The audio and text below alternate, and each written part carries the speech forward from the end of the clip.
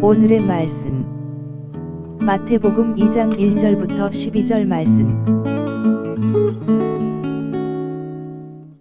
하나님 아버지 감사합니다. 목요일 이 아침도 말씀과 기도로 하루를 열게 하시니 감사합니다. 오늘 이 시간에도 우리 모두에게 말씀을 통해 하나님의 음성을 들려주옵소서. 예수님의 이름으로 기도합니다. 아멘. 할렐루야. 성교회 성도 여러분, 오늘 하루도 하나님의 은혜와 평강이 여러분의 삶 가운데 더욱 넘쳐나길 축복합니다.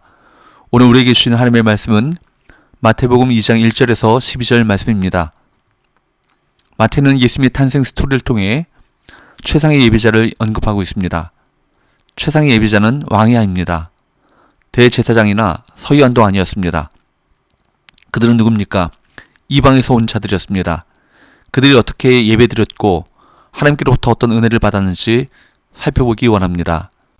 1절과 2절, 헤롯 왕 때 예수께서 유대 베들레헴에서 나심에 동방으로부터 박사들이 예루살렘에 이르러 말하되 유대인으로 왕으로 나신 이가 어디 계시냐? 우리가 동방에서 그의 별을 보고 그에게 경배하러 왔노라 하니. 먼저 동방 박사들이 나옵니다. 이 동방 박사들은 누구입니까? 동쪽에서 온 박사들입니다. 이들은 일반적으로 천문학을 하는 사람들로 별을 연구하고 철학과 점성술을 겸하며 어떤 특별한 천체의 별들을 통하여 세상사를 예측했습니다. 이 말씀을 보면 동방에서 그의 별을 보고 예수님에게 경배하러 왔다는 것입니다. 그들은 유대인이 아닙니다. 동방으로부터 왔습니다. 여기서 놓치지 말아야 할 것, 동방 박사들은 이방이라는 사실입니다. 마태는 의도적으로 그리스도의 탄생에 이방인을 끌어들이고 있습니다. 그리스도의 탄생에 이방인들이 참여함으로 그리스도의 오심이 유대라는 민족의 한계를 넘어설 것을 암시합니다. 그리스도는 모든 민족으로부터 경배를 받기에 합당하신 분이십니다. 그들은 하늘에 나타난 이상한 별을 보았고 그 별이 온 세상의 구세주가 태어난 것을 알린다고 믿었습니다. 그 별을 따라 온 세상의 구세주 예수님께 경배하러 왔습니다. 그들이 먼 길을 생명의 위협을 무릅쓰고 모든 것을 포기하고 온 것은 오직 한 가지 이유 때문이었습니다. 바로 예수님을 만나고 예수님께 경배드리기 위한 것입니다. 오직 메시아로 오신 예수님에게 경배하기 위해 그 먼 길을 왔다는 것을 주목해야 합니다. 메시아로 오신 예수님에게 경배하는 것이 그들의 생애에 가장 중요한 일이었습니다. 모든 것을 버리고 심지어 생명의 위험까지 감수할 정도로 소중했다는 것입니다. 동방박사가 몇 명이 왔습니까? 황금과 유향과 모략을 가지고 왔기 때문에 3명이라고 추측하지만 성경에 전혀 근거가 없습니다. 동방박사들이 복수이기 때문에 적어도 1명 이상인 것을 알 수 있습니다. 그들은 어느 날 특이한 별을 보고 왕이 탄생했다는 것을 확신하게 됩니다. 그래서 왕의 탄생을 직접 확인하고 경배하기 위해 먼 길을 떠났습니다. 이들은 왕이라면 예루살렘에서 태어났을 것이라 추측하고 예루살렘으로 갔습니다. 우리는 동방박사들의 경배를 통해 진정한 예배가 무엇인지를 배워야 합니다. 그들은 예수님의 성탄에 가장 놀라운 예배를 드렸습니다. 그리고 그것은 동방박사들이 바친 예물을 통해서도 입증됩니다. 3가지 선물이 상징하는 것이 무엇입니까? 황금은 왕으로, 유향은 하나님으로, 모략은 인간으로 오신 하나님을 상징합니다. 그때 유다 나라에는 누가 왕이었습니까? 헤롯이라는 왕이 있었습니다. 1절, 헤롯 왕 때 예수께서 유다 베들레헴에서 나심에 동방으로부터 박사들이 예루살렘에 이르러 말하되. 마태가 헤롯을 등장시키는 것도 의도가 있습니다. 헤롯은 에돔 출신입니다. 다윗 왕조와는 거리가 먼 사람입니다. 매우 불안정한 정치 상황 속에서 왕으로 앉아 있습니다. 로마의 관계 속에서 정치적 수완으로 자신의 지위를 지키고 있지만 불안정했습니다. 무엇보다도 그의 삶은 극도로 부도덕했습니다. 사생활이 매우 문란한 사람이었습니다. 그리고 유대 사회 안에서는 언제든지 폭동이 일어날 가능성이 있었습니다. 로마로부터 유대 독립을 위해 운동하는 사람들도 헤롯에게는 신경 쓰이는 문제였습니다. 그는 정치, 경제, 사회, 종교적으로 불안정한 환경 속에 있었습니다. 이런 상황에서 동방박사들로부터 유대인의 왕이 태어났다는 소식을 들었을 때 그의 내면은 심히 흔들렸습니다. 3절, 헤롯 왕과 온 예루살렘이 듣고 소동한지라. 온 예루살렘에 소동이 일어났다고 말합니다. 소동이란 말은 혼란스럽게 하다, 몸으로 격동하게 하다, 괴롭히다 라는 뜻이 있습니다. 그러니까 이것은 단순한 소동, 하나의 해프닝 정도가 아니라 큰 폭풍과 같은 엄청난 혼란과 어려움이 일어났다는 것입니다. 왜 이렇게까지 아기 예수의 소식을 듣고 반응하고 있을까요? 헤롯 안에 있는 두려움 때문이었습니다.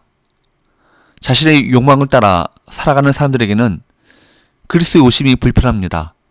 그리고 당황스럽습니다. 진정한 왕이 오시면 거짓된 왕들은 갈 곳이 없습니다.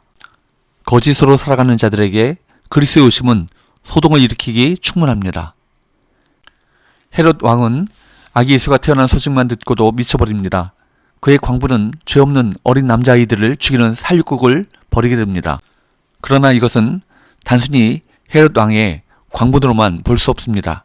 아기 예수를 죽이기 위해 불특정 다수의 아이들을 다 죽이라고 명하는 살육국의 배경에는 누가 있을까요? 어둠의 영, 사탄 마귀가 있습니다.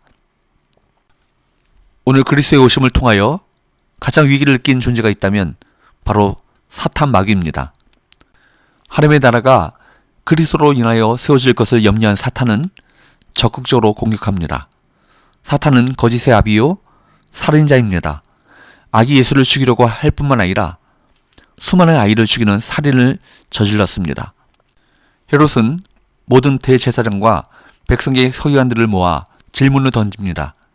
그리스도가 어디서 나겠느냐? 대제사장과 서기관들은 메시아에 대한 예언을 알았고 메시아가 어디서 나올지도 정확히 알았습니다. 4절부터 6절까지 말씀을 볼까요? 왕이 모든 대제사장과 백성의 서기관들을 모아 그리스도가 어디서 나겠느냐 물으니 이르되 유대 베들레헴이 오니 이는 선지자로 이렇게 기록된 바 또 유대 땅 베들레헴아 너는 유대 고을 중에서 가장 작지 아니하도다. 내게서 한 다스린 자가 나와서 내 백성 이스라엘의 목자가 되리라 하였음이니이다. 그들의 신학적 지식은 완벽해 보입니다. 그러나 그들은 그저 아는 것으로 그친 반면에 성경을 모르는 동방박사들은 예수님을 향해 나아갔습니다. 지금도 성경과 신학에 대해서 말하는 이들이 참 많습니다. 그러나 삶이 변화된 사람은 많지 않습니다. 7절과 8절 이에 헤롯이 가만히 박사들을 불러 별이 나타난 때를 자세히 묻고 베들레헴으로 보내며 이르되 가서 아기에 대하여 자세히 알아보고 찾거든 내게 고하여 나도 가서 그에게 경배하게 하라. 물론 헤롯 왕은 예수님에게 경배할 마음이 초도 없었습니다. 예수님을 죽이기 위해 먼저 동방박사들을 보내고 나중에 장소를 알아보기 위한 조치였습니다.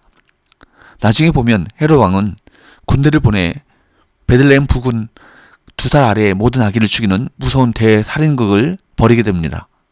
헤롯 왕처럼 예수님을 강하게 거부하는 사람들이 참 많죠. 왜 그렇게 반대할까요? 아마 헤롯 왕과 같은 마음일 것입니다. 자기들의 자리를 지키려는 악한 의도가 있습니다. 더군다나 악한 사탄과 악령이 그들의 배후에 있다고 할 수 있습니다.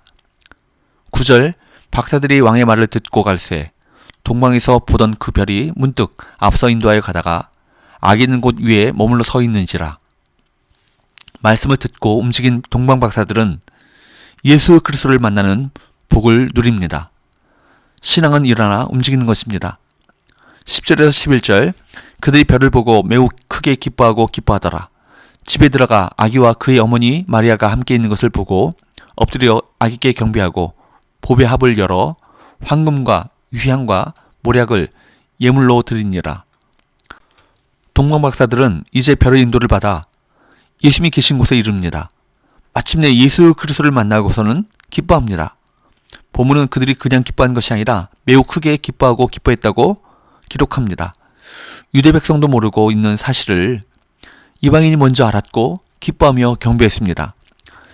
주님을 만난 이들은 단순히 기쁨만이 아니라 엎드려 경배합니다. 또 그분께 자신의 귀중한 것을 아낌없이 드립니다. 사랑하는 이에게 사랑을 고백하면서 소중한 선물을 기쁘게 주는 것처럼 예수 그리스도를 만난 이들은 경배와 드림을 주저하지 않습니다. 주님에 대한 사랑은 나의 중심을 드리기를 주저하지 않고 나의 모든 것을 드리기를 두려워하지 않습니다. 오히려 기쁨으로 드립니다. 12절 그들은 꿈에 헤로데게로 돌아가지 말라 지시하심을 받아 다른 길로 고국에 돌아가니라. 그 동방박사들은 꿈에 하나님의 지시를 듣습니다. 헤로데게로 돌아가지 말라. 그래서 다른 길로 고국에 돌아가게 됩니다. 사랑하는 여러분, 인간이 어떤 계략을 세워도 중심을 보시는 하나님의 시야에서 벗어날 수 없습니다. 하나님은 박사들을 속여 왕으로 오시는 예수님을 없애려 했던 헤롯의 계략을 아시고 무너뜨리셨습니다. 하나님은 결국 세상의 왕이 누구신지를 분명히 드러내십니다. 우리는 예수 그리스도를 참된 왕으로 믿고 따르고 섬기며 그분 앞에 기쁨을 가지고 경배하는 참된 예배자의 삶을 살아야 할 것입니다. 기도합시다. 하나님 아버지 감사합니다. 우리에게 참된 평화의 왕 되신 예수 그리스도를 보내주셔서 구원과 영생, 하나님 나라를 허락하여 주심을 감사합니다. 세상의 헛된 것에 매여 사는 인생이 아니라 참된 왕 되신 예수 그리스도를 경배하는 삶을 살게 하여 주옵소서. 예수님의 이름으로 기도합니다. 아멘.